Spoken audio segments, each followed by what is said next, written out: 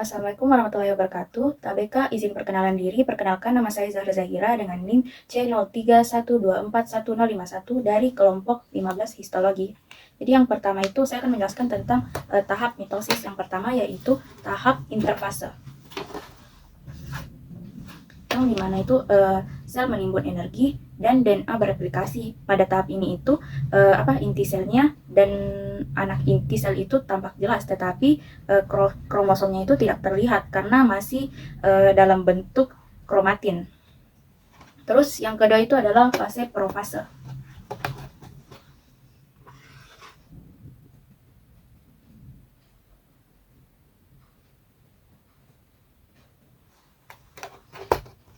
Jadi ini adalah fase profase, yang dimana tahap awal pembelahan sel itu sentrosomnya bereplikasi dan bergerak ke arah kutub-kutub inti sel yang berlawanan.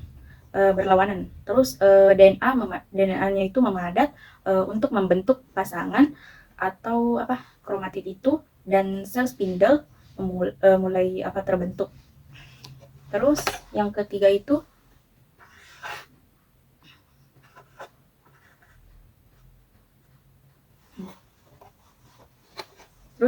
itu adalah tahap metafase, yang dimana tahap metafase ini itu kromosomnya berbaris di sepanjang ekuator sel dan serat maksudnya serat spindle-nya itu menempel pada sentromer setiap kromosomnya. Terus yang keempat itu adalah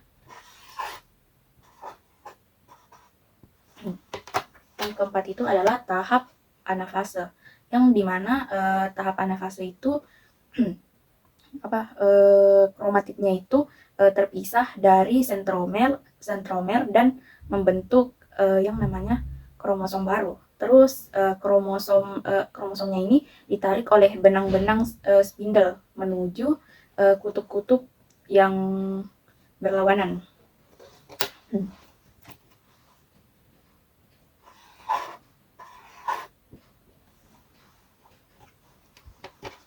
Terus yang kelima ini atau yang terakhir adalah tahap telofase, yang dimana pembelahan mitosisnya ini dimana kromosom sudah berada di kutubnya masing-masing, struktur sel normalnya itu mulai muncul kembali selnya, seperti membran inti yang terbentuk kembali, dan sentriol dan serat spindle-nya yang rusak. Terus kita masuk ke pembahasan mengenai materi mengenai tahapan kelenjar epitel selapis gepeng bertanduk. Jadi yang pertama itu ada stratum basalis, yang dimana lapisan yang menempel pada membran basal. Sel-sel di sini itu terbentuk kuboid dan selalu membelah untuk menghasilkan yang namanya itu sel-sel baru yang bergerak ke lapisan atas. Terus yang kedua itu adalah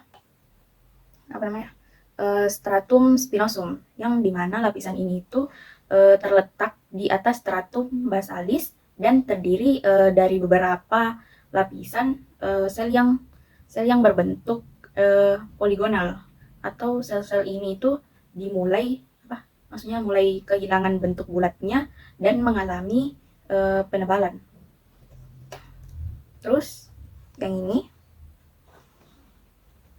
yang titik ini adalah stratum granulosum, yang dimana lapisan ini itu mengandung sel-sel yang mulai mengandung butiran keratohyalin yang berfungsi dalam proses pembentukan keratin. Terus ini juga kayak memberi karakteristik tahan air pada kulit. Terus ada yang di sini itu ada stratum lucidum, yang dimana di lapisan ini itu hanya ada di bagian kulit tebal seperti telapak tangan dan kaki. Terus sel-sel di sini itu sudah kehilangan nukleus dan organelnya, serta tampak bening atau transparan. Terus di sini tuh ada stratum Di sini itu ada stratum corneum, yang dimana itu adalah lapisan terluar yang terdiri dari sel-sel mati yang sudah penuh dengan keratin.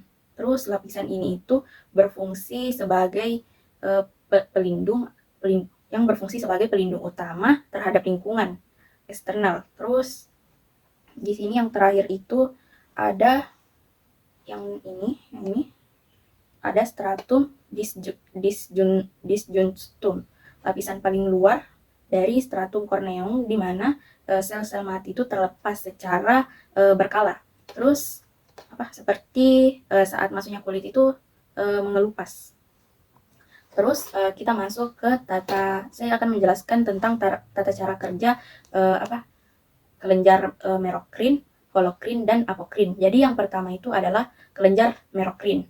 Jadi cara kerjanya itu sekresi dilakukan melalui eksositosis, di mana zat-zatnya itu maksudnya disimpan dalam vesikel kecil di dalam sel, dan maksudnya dilepaskan langsung ke permukaan tanpa kerusakan atau kehilangan bagian sel itu.